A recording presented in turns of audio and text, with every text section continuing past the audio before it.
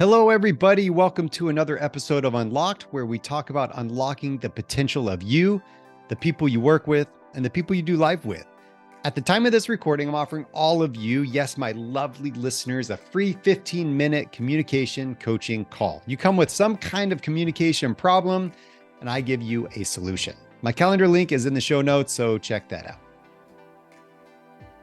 Real leadership and real transformation comes not from speed, not from scale, but from trust, patience, designing experiences that invite people to be fully present, whether in business or in travel. The deeper impact, it all comes from how you show up, not just the thing you build.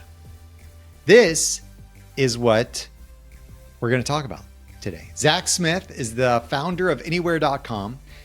And if you haven't checked out anywhere.com and you love to travel and have authentic experiences, you should check it out. Yes, we talk a little bit about anywhere.com and how it came to be and all the things that Zach went through in building that company.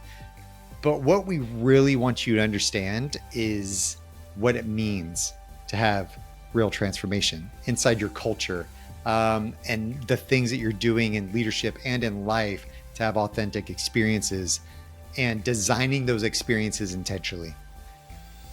Zach is the founder and CEO of Anywhere, a human-powered travel company that designs seamless, meaningful trips built on trust, not transactions. After a one-way ticket to Guatemala, he sparked exploration across Central America. Zach launched Anywhere to make travel more personal, more connected, and more present. He lives in Costa Rica. He's lived in Costa Rica, Seattle. He now lives in Los Angeles. As a husband, father of two, he's a lifelong learner. He started to share more of his story, and he's going to share more of it here. His perspective: the journey never really ends, and it's meant to shape you and not just move you. His story has definitely shaped him, and you're going to find out a little bit about it right now.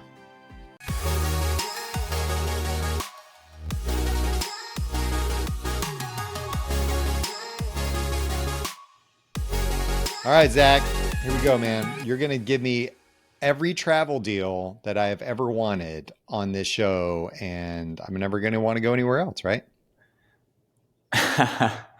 Well, travel deals are not really our specialty. Oh, dang it. Okay. Because ultimately we're trying to consider the entire ecosystem and experience that you'd be going through. So the impulse purchase, escapism, mass travel is really not our thing. We're really trying to help people identify their intentions behind travel and the curiosity that is driving them, and match them with 10 days, 2 weeks, 8 days, 7 days, whatever duration makes sense, and make sure every moment is they're able to be present and have no regrets. And so we don't sell tickets. We really try to craft experiences that help people connect with where they're actually visiting and come back with real perspective, primary information about that place. So yeah, the 50% off of an all-inclusive resort for a week is not our thing. Sorry. No Groupons? No Groupons? No Groupons. Okay. Just checking. Yeah. So. Well, when I heard about Anywhere, right, and I was kicking around and I knew you were going to be on the show, I was like, like, I want to try this thing out because I want to know, like, what the deal is, like. And so I was just doing some research. I went on Anywhere and I started like clicking around some stuff because, we like to travel. We've been traveling a lot with a family. We've been doing a lot of travel hacking type things. And so we've built up a rapport of, a bank of points that we can use all over the world. And we've been blessed to be able to do that and travel and see these different cultures. And so I was like, I'm going to kick this thing around. So I go in, kick the tires. And it was so easy, man. Like, it was really easy to go through the whole thing and then to get a concierge like email back of like, hey, this is how it's going to work and this is where you're going to go. Like, I'm just telling you, man, it was it was pretty seamless. So I don't know how long it's taking you to get to this point, Mhm. but kudos to y'all for making something so easy. Well, thank you. And it certainly has taken a lot of blood, sweat, and tears. But ultimately, we think this is the way it ought to be. We think each individual has a unique set of preferences. Each family has a unique set of constraints and tastes, and things that make them feel nice while they're traveling. So we just try to honor that. And again, each of these geographies are not just places to check off on a bucket list. There's whole societies here and cultures to experience, and so we really want it to be just more humane. And the vending machine mass travel model is actually not really helpful at curating an experience. It's really great at facilitating a one-way transaction, and then you as the user have all the accountability for your own experience. And that's a simple business model. The vending machine is one of the simplest business models. What is more tricky is to try to ensure that the visitor has a relaxed state of mind as they're adventuring through a country they've never been to. And that's the challenge that we take on. And we think it starts with really understanding the preferences and then empowering locals to communicate and be there for you in trip, as a on-demand concierge. So there's a whole integration from that planning side to the in-trip experience that we take accountability for. Yeah, and I love that mindset. And the typical idea, and we'll get into kind of leadership principles and cultural things in just a minute, but I want to set the framework for just your brain and doing Mm-hmm. things and solving problems that you see out there, because that's what we do in business. Yeah, we Mm-hmm. solve problems that we see as something that's there's an opportunity, there's something that we can solve. When you're looking at the typical vending machine model, or the, hey, I'm going to go find some travel agent that I'm just going to call and give them my itinerary preferences, and then they come back to me with a few package deals or whatever. I mean, what do you see as the main difference? I know that it's like boots on the ground. There's locals that are there curating an experience for you. Is that what you see as the main thing that people want? I mean, when you're getting these surveys and the feedback from these individuals, it's like, is that what they want now? Uh, well, mass travel is not going away. I think that a lot of people still believe that when they go on vacation, they're there to be served, and it's about hey, I paid for this, you work for me, and that mentality it ripples from the across the industry. Um, we very much take a different approach, that these are opportunities to gain perspective and to learn and to explore the real world, rather than be in a closed system of convenience, which essentially is what an all-inclusive resort is, or what a cruise ship is, or what a place like Dubai or Abu Dhabi is. And some would argue that's the future of tourism, is a big scaled up, brand new place where you can get all of your, conveniences readily met, and that is travel. That's one definition of travel, because you're doing it in another place, but that's not really the intention behind what we enable. And I just think that our role is to be a door that people walk through, rather than the mass travel button that they just kind of autonomously hit because other people are doing it. And so we're kind of just trying to be a opportunity where not only are we accounting for this, more of a value chain that benefits the local economy, but also allows the client to get a more differentiated experience, rather than be kind of just sold a ticket where they're one of, a large number. And so again, I don't want to judge, the people that are doing that. It's just that we're different. We really want people to experience the real world.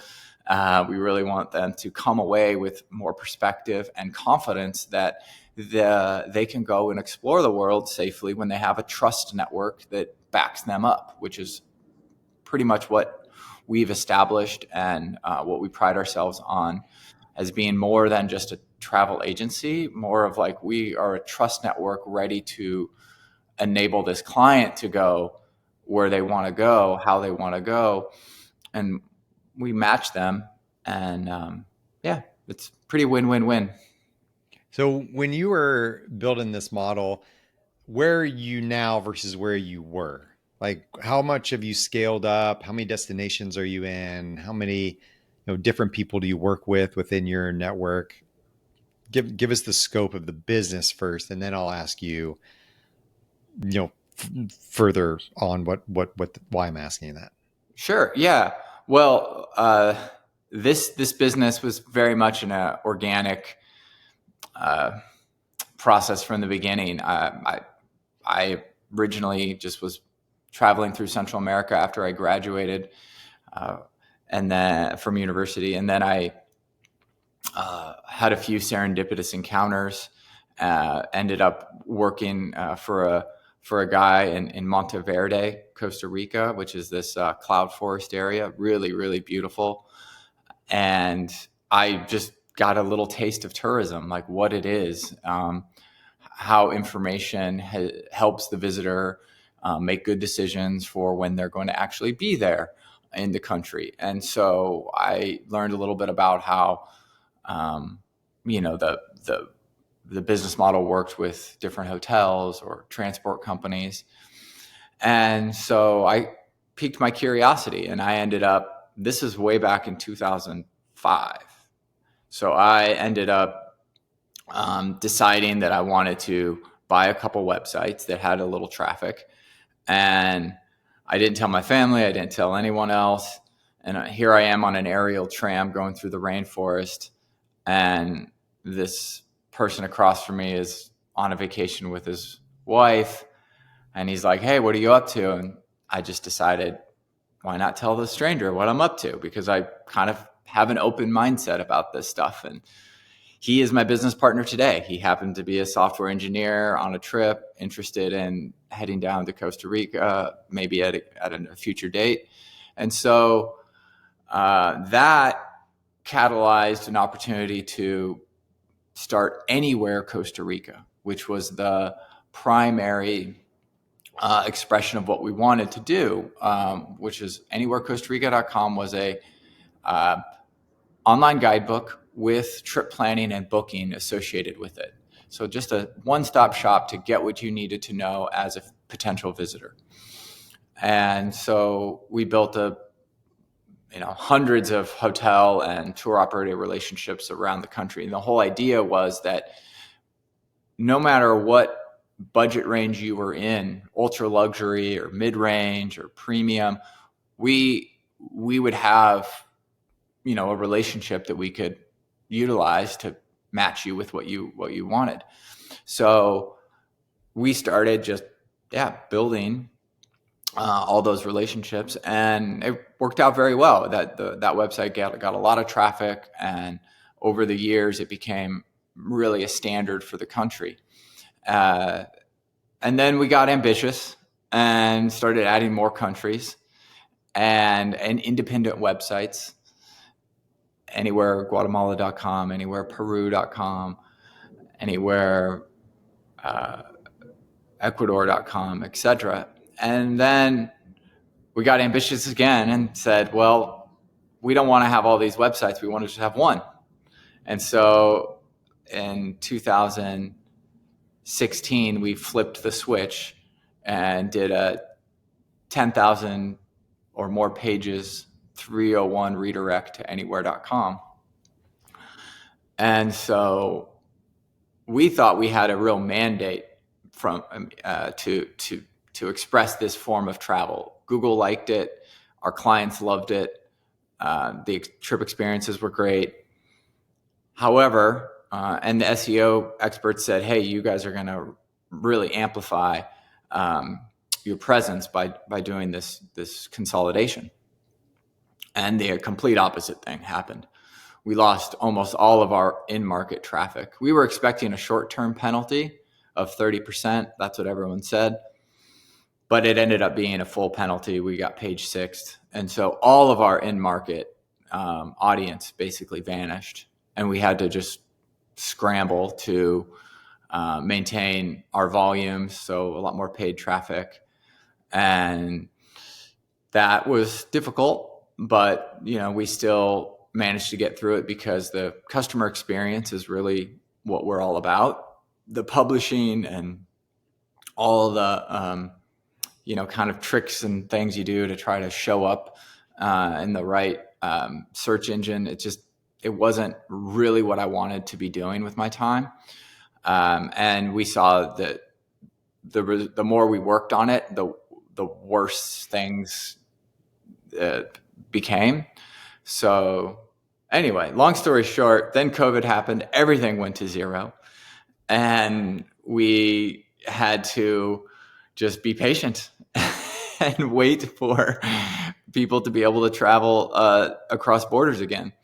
And so now we are in 11 countries. We're adding about 4 more this year.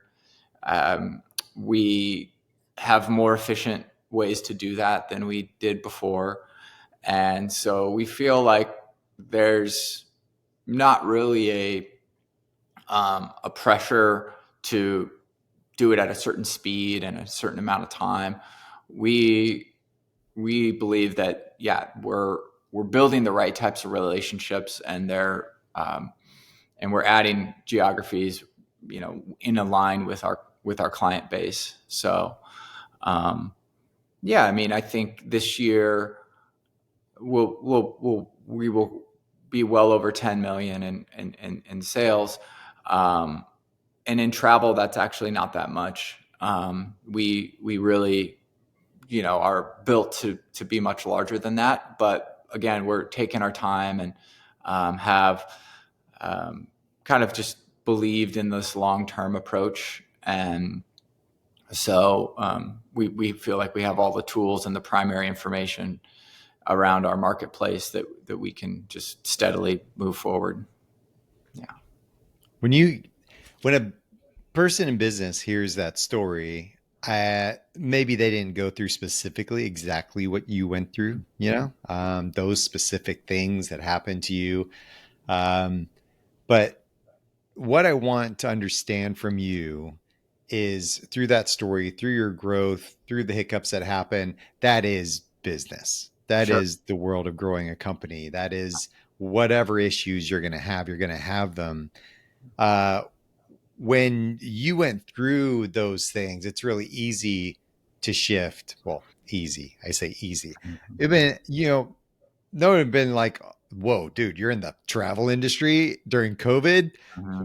You got to find something else like fast, whether people were in the entertainment business, live event business during COVID. Whoa, you better find something else fast because you've got some issues.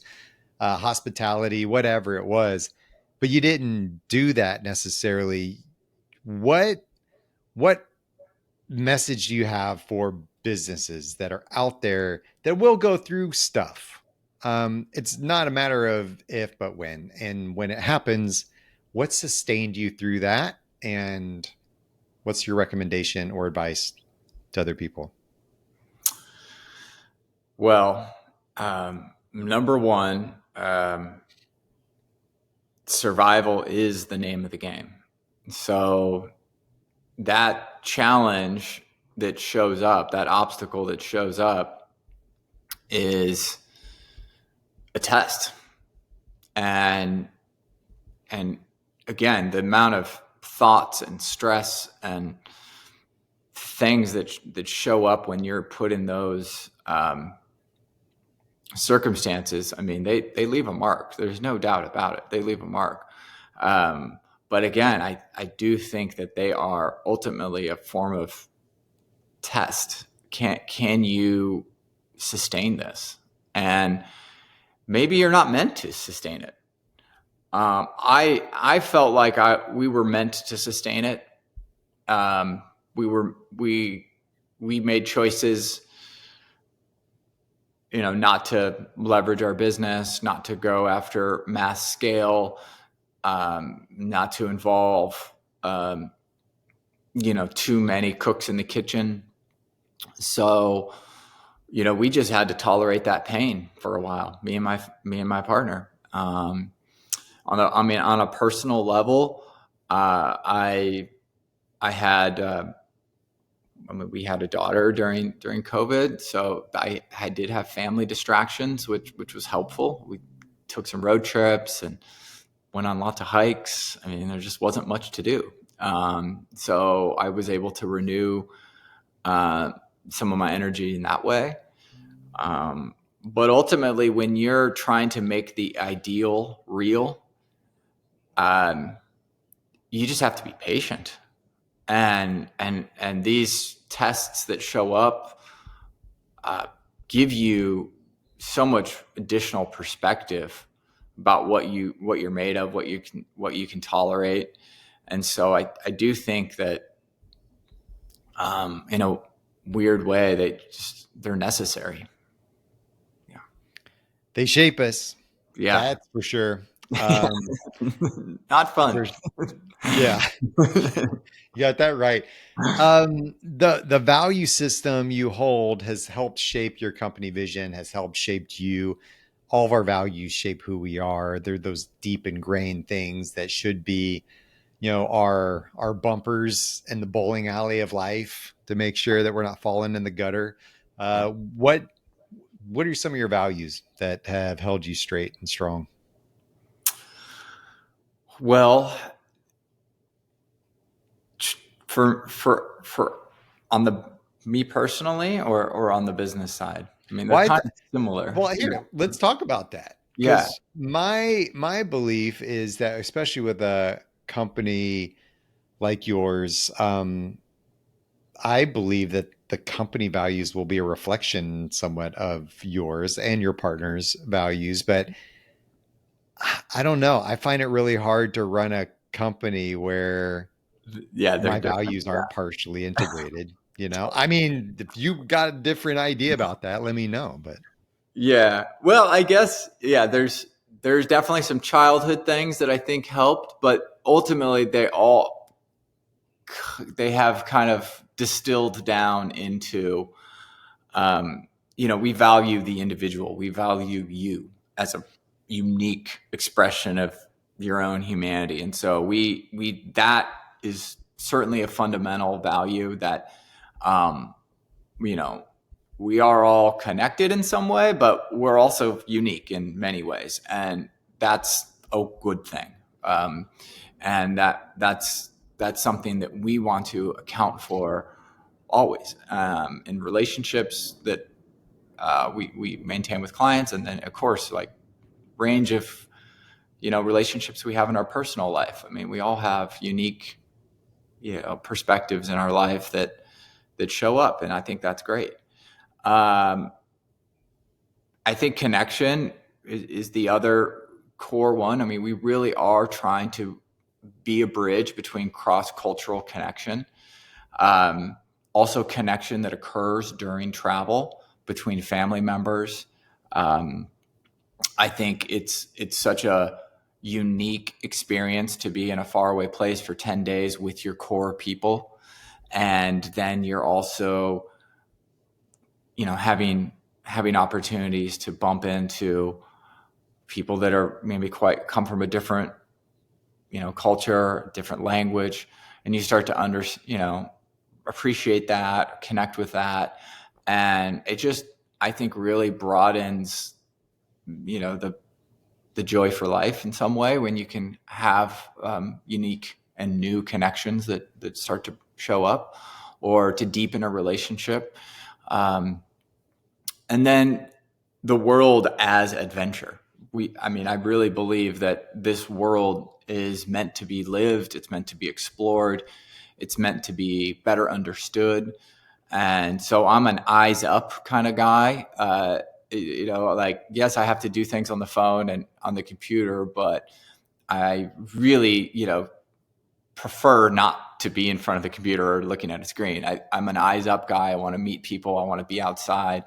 And I do think there's a lot of people that crave that.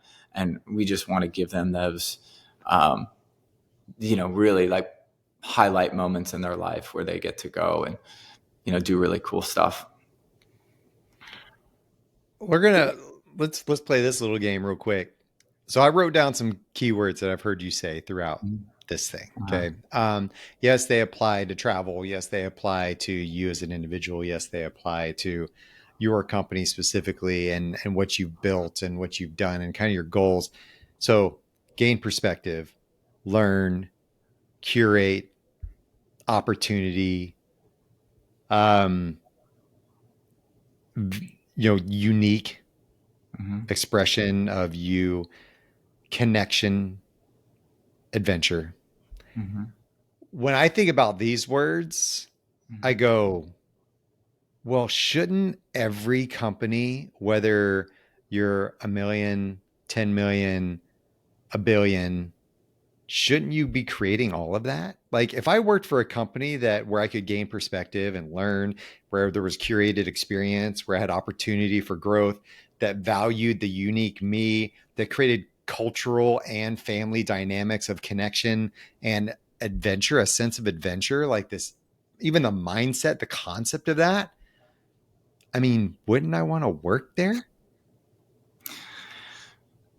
I mean, yeah, I suppose. I mean, I do think there are human values, and I do think that the world and society would benefit from, dabbling in some of them from time to time. But a lot of people don't um, get the opportunity to stay in that present state that much. There's a lot of external pressure that I think short circuit some of that, idealism maybe that comes with my values. And I just somehow have tried to, yeah, walk the path that, you know, just suited me.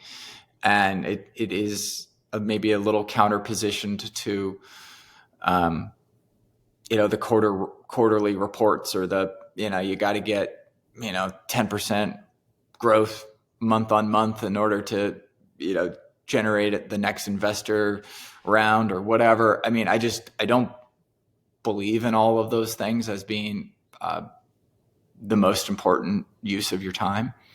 That's so again, timeless values maybe is another way that I try to like look at this stuff. And I am most curious about the things that are not trendy and more timeless. So, What do you think's missing from companies or organizations that are trying to create a culture of all these things, right? Or maybe they're not trying to create a culture of these things. That's the problem. But what do you think's missing from the world, from our mindset, from the our ability to go through life and experience that adventure? Like, what's holding us back? I mean, it's I think everyone. I mean, you're trying to unlock, people, and it's a really unique combination for everyone. Um, and so you could say, in general, maybe people need to be more aware of what narratives are entering their state of mind and how it changes their emotions or changes their perspective. So, what are you reading? What are you listening to? What behaviors don't serve you, but you're doing it because other people are doing it, and so it's normalized. Just questioning some of those things might be a good start. But I do think it is a unique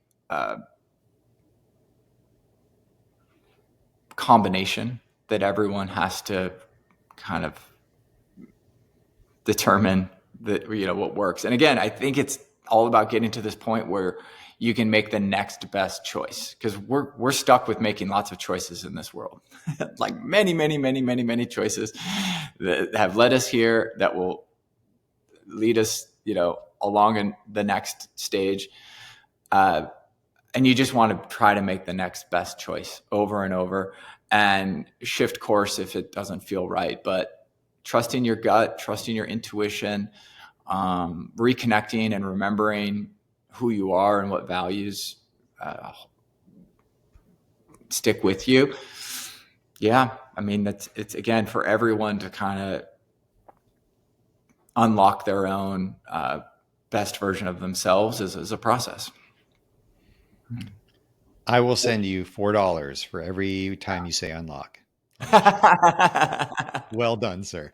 I mean, to sum this thing up, I want to bring it all around. I mean, your journey started in Costa Rica. This whole shifting of what you did, this all birthed out of this idea of being in that beautiful part of the world. And Definitely. yes, that forest is brilliantly beautiful.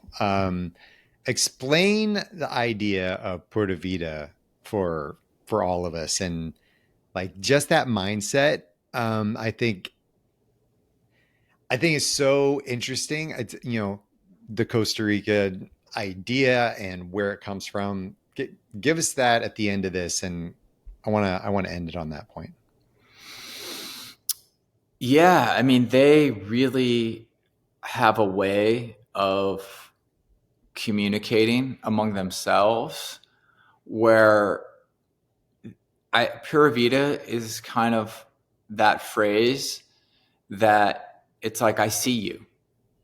Like, we might be waiting in line in the bank and it might be annoying, but it's Pura Vida. Or something might have um, been challenging in their external world, but when they see each other or when they see another person, it's like you honor that person. Pura vida, we're here, we're life. And so that's on a deep level what's going on.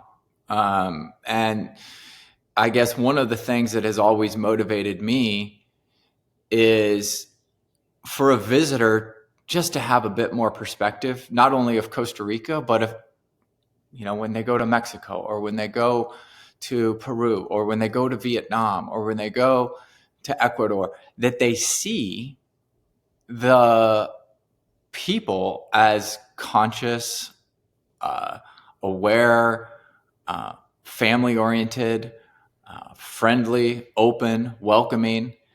And so, yeah, I mean, Costa Rica got the ball going for me For sure. I mean, I traveled all through Central America, and then when I arrived there, I recognized a fundamental difference among the people, um, how calm they were, um, and how enlightened the government ultimately was at different stages to disband their army, to focus on getting clean water and education and healthcare for all of their citizens. So they were able to internally raise their standard of living and conserve their land for visitors. And at the time, it was in the 70s and 80s, there was a lot of deforestation occurring there. And they fundamentally shifted into a conservation mindset. And I think ecotourism and sustainable tourism and all the different iterations of regenerative development, however, whatever terminology you want to ascribe to how you solve development issues. Costa Rica has examples of actually living their values and doing it that way. And so, again, for me to have lived there for a few years, really got a business going there, I always wanted to do it in a line with those values as well. So a lot of other businesses will, they'll hire foreigners to answer the phone or to sell travel because it's easier. We really want that each community or each country to have their own I want them to be able to participate in the client experience from the very beginning. And so that's why, me as like founder and CEO, I've never really wanted to communicate much out in the, I didn't really want any of this to be about myself. The whole point was always about the geography, the culture of that geography, the client and their experience and their vision. And so it's a little uncomfortable for me to be like, yeah, I did all this, because I didn't. I helped enable it. I've worked behind the scenes, but it's really just trying to facilitate this bridge, as I mentioned earlier. But as time has gone on and I've become a little bit more comfortable communicating, I think that it's necessary now for me to serve my community by just telling a bit of the story. So Super cool, man. yeah. This is this has definitely been a little bit of a pace shift from what a normal show is normally about on this on here. Sorry. You're sorry? No, man. No. Okay. This has been like, I mean that in a good way. Like, Okay, I mean cool. that in this idea of like, how can we shift our mindset a bit to what we do and how we do it to create those experiences for, I mean, I'm gonna tie it back, right? To our people, the people we work with, the people we live with. How do we do that together to the point where, I see you and things are going to go be hard, things are going to be tough, and we're, put a vita. Like, it's this idea of like,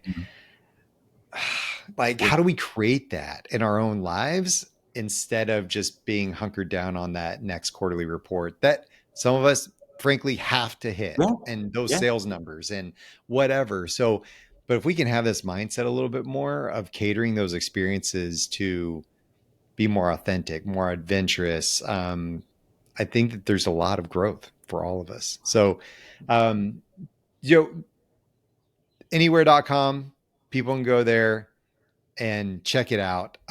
It's seriously, man, your whole catering to the needs of what I was like, wow, this is getting very specific and very customized to what I want. And it doesn't take a long time to go through.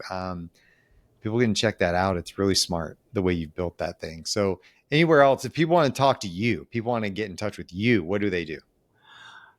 You can email me, b@anywhere.com. I'm on LinkedIn as well. And yeah, just we're just trying to get our story out there little by little. And what you spoke to, I just thought of this, and that the world gives us a lot of external pressure, no doubt about it. And that can be very adaptive and a good thing. But one thing, getting into the Pura Vida mindset, one thing that is something that we've done in our organization, and I think it's a conscious choice, is to not intentionally pass stress to anyone within the organization. Sometimes clients will pass stress to us. We can then, unconsciously pass that around. And then it's like this whole game of shifting that around. We do not want to pass stress to anyone. If stress stops with us, we absorb it. And, that allows for that next person to think more clearly. And when that external pressure is just this, kind of just the way that you speak, or, the tone in which you bring, or, it's just like this psychic energy that doesn't need to transmit stress.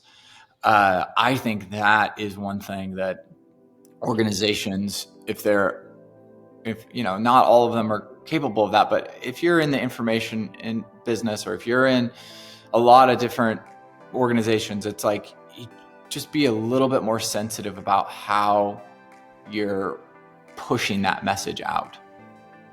Because we all need to cooperate. And if you start passing stress and you still need to cooperate, you just are disabling your organization to think more clearly. Because we know that when there's stress hormones happening, you don't think as clear. So it's really, not adaptive to do that. Well said, man. Yeah. Thanks for capping it off with that, because I think that's really, really smart. And we all need to be much more aware of that. So good luck, Zach. Thanks for being on, man. Help us travel the world and, experience that culture that I think maybe we don't realize we want, but once you experience it, you're like, this is cool. I've been there and had that shift, and I hope that everybody gets to have it too. Thank you, Scott. It's been a real pleasure. Did you learn something in there? His story is really interesting. Yes, there's a lot of serendipitous moments in that story, and we all have them, but do we notice them? Do we take advantage of them? Do we understand what they really mean? And for him, I was blown away by the amount of patience and the amount of discipline it probably took for him to wait things out, or to be thinking, or to strategize. To go through what he went through and his industry, what a lot of you probably went through in your industries when COVID hit, I can't even imagine. I continued to work. I was blessed with a lot of good clients and a lot of good work, and it kept me going in that moment. My speaking business obviously took a little bit of a backseat, but I just did a lot of webinars. It was easier to adapt. Him, not so much. It's an industry built all around travel. You can't, virtually do travel. I don't know. Maybe some of you did it. I don't know. This was an interesting perspective to me, that, how do we view life, and how do we walk through life in a way that's empowering for us, that we're designing these experiences that are meaningful, not only for us, but the people we live with, the people we work with. I want you to be thinking about that as you go about your day today, as you go about your week, and as you go about your life. If you want to find out more information about me, or check out the show notes where there's going to be more information and links to the things referenced in this episode, visit ScottWaldron.com. And lastly, I'm asking for a little bit of love, just a little bit. So please take a moment, follow, rate the show. The algorithms like that. It helps me get the word out. I really appreciate it. Thank you. And until next time, stay unlocked.